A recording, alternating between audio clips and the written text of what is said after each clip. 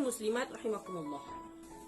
Di Malaysia menggunakan bacaan Al-Quran riwayat Hafs an Asim. Untuk siri tahsin Quran kali ini, saya nak berkongsi tentang bacaan gharibah dalam riwayat Hafs an Asim. Gharibah ni maknanya bacaan yang jarang-jarang kita jumpa dalam Quran. Dan dia ada cara bacaan dia. Dan hari ni kita nak tahu bagaimana cara bacaannya. Yang pertama, saktah. Saktah ni maknanya berhenti sejenak tanpa mengambil nafas baru dengan niat untuk meneruskan bacaan. Kalau dalam riwayat Hafs ni, saktah ni ada 4 tempat dalam Quran. Yang pertama, surah Al-Kahfi. Daripada ayat 1 nak masuk ayat yang kedua.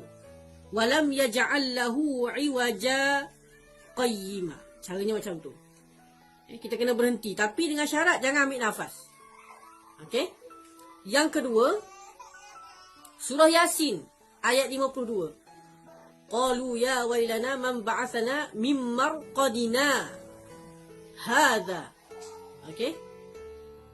Yang ketiga, surah Al-Qiyamah ayat yang ke-27. Wa qila man raqa. Okey? Seterusnya yang keempat, ayat 14 dalam suratul Mutaffifin.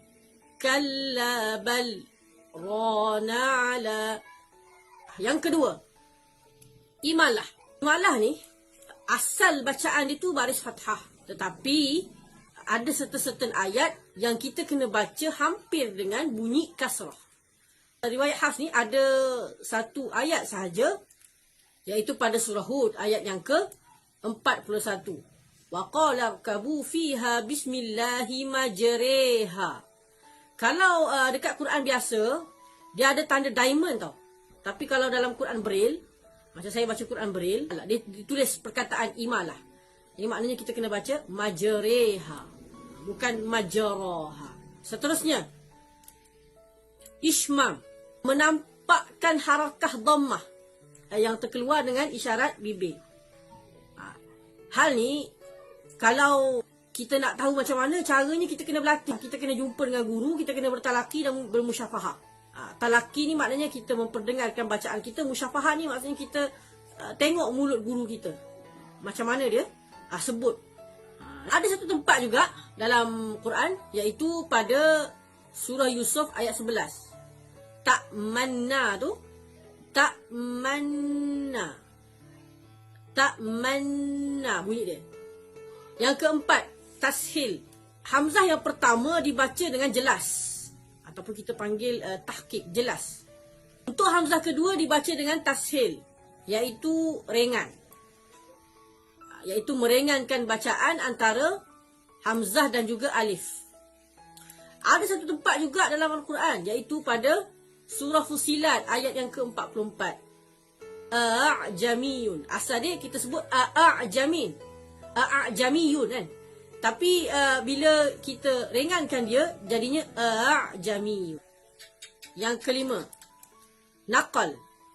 Memendekkan harakat hamzah pada huruf sebelumnya. Ini kerana hamzahnya adalah hamzah wasal. Dalam Quran ada satu tempat juga, iaitu dalam surah Al-Hujurat ayat 11. Cara bacaannya bi'salismu. Bukan bi'salismu. Bi'salismul fusuqu ba'dal iman. Bi'salismu. Okey? Bukan bi'salismu. Seterusnya, nun wiqayah.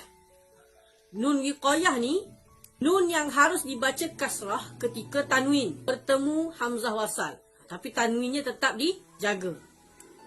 Contohnya, pada perkataan khairanil wasiyah. Khairanil wasiyah. Okay, ada tanwin, kemudian dia ada hamzah wasal. Lahwanil faddu. Ada kat surah Jumaah kan? Lahwanil tanwin dan juga ada hamzah wasal, ataupun kita kata alif yang ada sod tu. Kalau Quran biasa macam itulah. Alif yang ada sod tu. Jadi kalau Quran Braille dia tak ada. Dia memang ditulis alif je. Seterusnya, sifrul mustadir. Tanda bulatan di atas alif, waw dan ya. Ini contohnya kalau dekat perkataan ulaika. Banyak perkataan ulaika yang kita jumpa ni.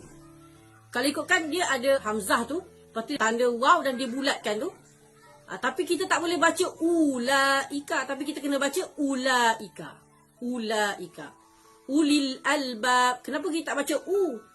Itu namanya sifrul mustadir. Maknanya kita kena pendekkan dia, abaikan waw itu. Okey? Sifrul mustafi qaim. Maksudnya bulatan tegak yang biasanya diletakkan di atas alif.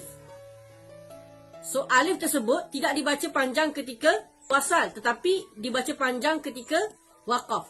Okey, contohnya dekat surat Nisan ayat yang ke-15. Perkataan qawarira. Kalau kita berhenti, kita kena panjangkan dia qawarira. Itu biasa kan? Tapi kalau kita sambung, kita tak boleh sambung qawarira, qawari, tak boleh. Just kena baca pendek saja. Qawarira, qawari macam tu. Okey? Bacaan gharib yang seterusnya, huruf ba diidghamkan menjadi mim. Maknanya huruf ba sukun ataupun ba yang berbaris mati ketika bertemu mim perlu diidghamkan ke huruf mim. Dia kalau dalam Quran ni terdapat satu ayat sahaja di surah Hud ayat yang ke-42. Kam ma'na. Kam ma'na tu dia asalnya ba baris sukun kan? Lepas tu ada mim. Jadi kita kena masukkan huruf mim itu. Seterusnya, hamzah wasal. Kita nak kenal dia. Hamzah wasal ni ataupun kita panggil alif wasal, iaitu alif yang ada sod. Pertama, kita nak tahu dia. Ketika dia berjumpa dengan huruf lam, maksudnya sebelah dia tu huruf lam, kita kena baca baris fathah. Contohnya, alhamdulillah.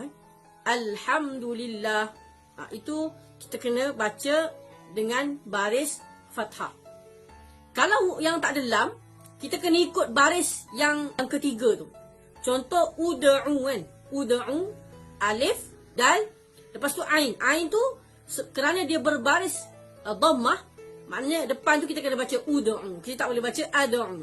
Tetapi dia ada unik sikit. Pada surah Ahqaf, kita tak boleh baca u'tuni. Tapi kita kena baca secara ibdal. Kita kena baca ituni kalau kita waqaf. Okey, kita tak boleh baca u'tuni. Melainkan kalau kita sambung. Jadi kalau kita waqaf, kita kena baca dengan ituni.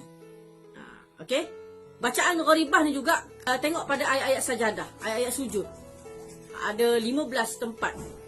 Ada yang kata 14, ada yang kata 15. Tanda sujud dalam Quran. Surah Sajadah, ayat yang ke-15. Untuk Quran Braille, dia ada tulis perkataan sujud. Dia tulis perkataan saja. Jadi kita tahulah yang itu ayat sajadah. Itu saja untuk perkongsian tentang bacaan gharibah dalam Al-Quran riwayat Hafs dan Asim. Jadi saya mengucapkan selamat berpuasa dan selamat hari raya, dan terima kasih juga kepada Pertubuhan Ikram Bandar Baru Bangi memberikan saya ruang untuk berkongsi sedikit sebanyak tentang ilmu Al-Quran. Banyak lagi perkara yang mungkin saya perlu belajar dan juga kita semua perlu belajar. Mudah-mudahan kita dapat meneroka setiap ilmu Al-Quran dalam kehidupan kita. Quran ni bukan sekadar untuk baca, tapi perlu juga untuk dihayati, untuk diamalkan dan diketahui juga tentang cara membacanya. Saya mohon maaf atas segala kesilapan. Sekian wabillahi taufiq wal hidayah. Assalamualaikum warahmatullahi wabarakatuh.